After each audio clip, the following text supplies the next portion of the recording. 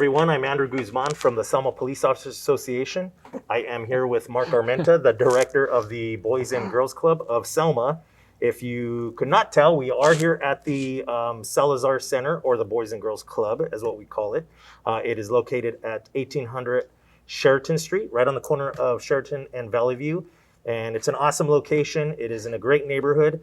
And one of the reasons I'm here and we're making this video is to announce the reopening of the Boys and Girls Club. Yeah! Awesome. Yeah, and so I actually was unaware of the reopening, and I kind of got a surprise because, I'm driving around, and as you can imagine, the Police Officers Association, we're involved in a lot of stuff throughout the community. And so it took me as a surprise because I'm like, hey, I didn't know it was reopening. So when I found out, I immediately called Mark last night, a little late. I apologize for that, but that's how excited I was, and shot him a call and confirmed that you guys are reopening. Yes. October 19th will be the official day of reopening, That's right. but they will have registration from October 12th to the 16th, and that'll allow some parents to come in, get orientated, and go through some different safety measurements because of COVID. So I'll allow Mark to fill you in on that. Yeah. So, like Andrew mentioned just a little bit, starting from October 12th through the 16th, we'll be having parent orientation. It will take place outside just because of the safety measures with COVID. So during that time, we'll register all new members, register returning members, and then on October 19th will be the official day we get to open our doors back up to children. We have 4 different programs that are designed for children ages from 7 all the way to 18, including computer lab. Computer lab, we're going to have laptops out here also available for students because we can only have 2 students in the computer lab. But other than that, it's going to be exciting just to have children back in the building, Andrew. Yeah, absolutely. Well, the schools, of course, have been shut down, and they're not looking to reopen for some time. And so you can imagine parents at home trying to deal with their children, and then trying to deal with homework and computer stuff. And so the parents are, I'm sure, going to be very appreciative of an organization like this reopening its doors and having the opportunity for the kids to just get back in there. I mean, a lot of times driving around as a police officer, I see the kids and they're just bored. And so we know that sometimes boredom can lead to some getting in trouble. I mean, we were all kids and it's like, what do we do now? Kind of thing. And so I remember prior to COVID, Boys and Girls Club was just hopping, man. There was tons of kids here. We'd pop in, we'd buy dinner.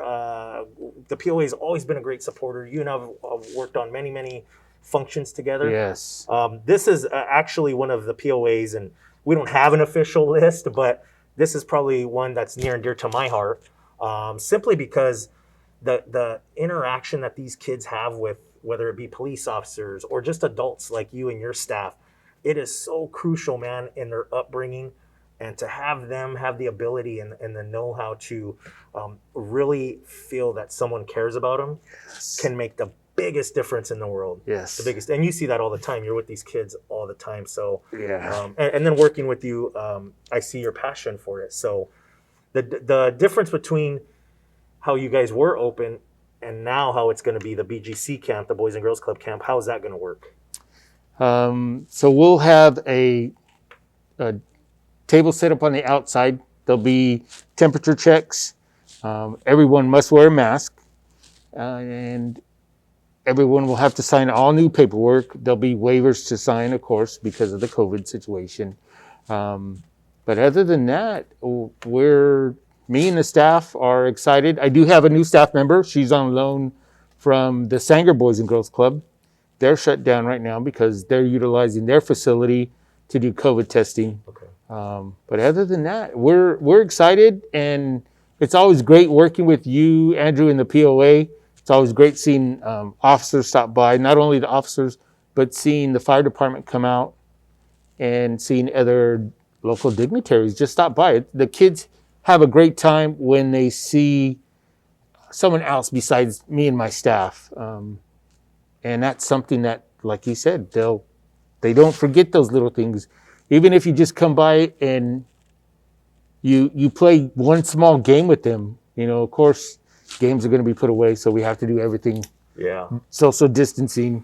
But other than that, October 19th will be the day that we open our doors, Andrew. So Yeah, that's cool, man. And the very first thing I thought of is how can the POA get involved? And of course, we always love donations. Nonprofits survive on donations. It's a bottom line business, man. It's a harsh reality of it.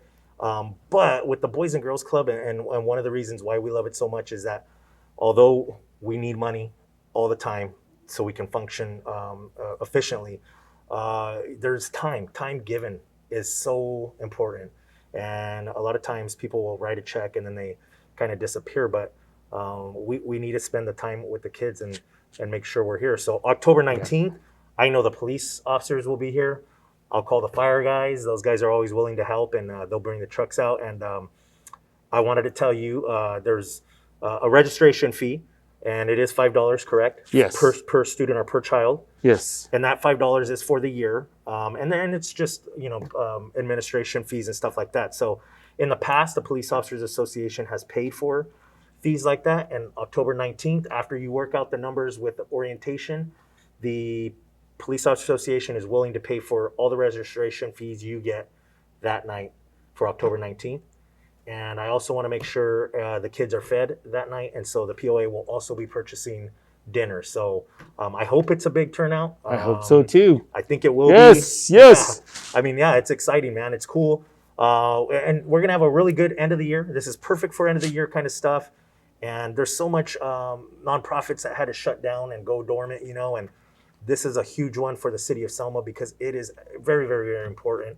And so coming into 2021, man, we're gonna get a head start Yes. by opening, even if there's a little restrictions here and there. So we're very excited. And Mark, shoot, man, I'm excited to work on some fundraising ideas and getting back out there. And I already know you're gonna work double time to get recruitment for kids back up. So cool, man. Well, good luck, and I'll see you October 19th. That's right. Thank you, Andrew. All right, man. Cool. Real quick, 559-318-9588 is the club phone number. 1800 Sheridan Street. If you're going to come by, please wear a mask. Thank you.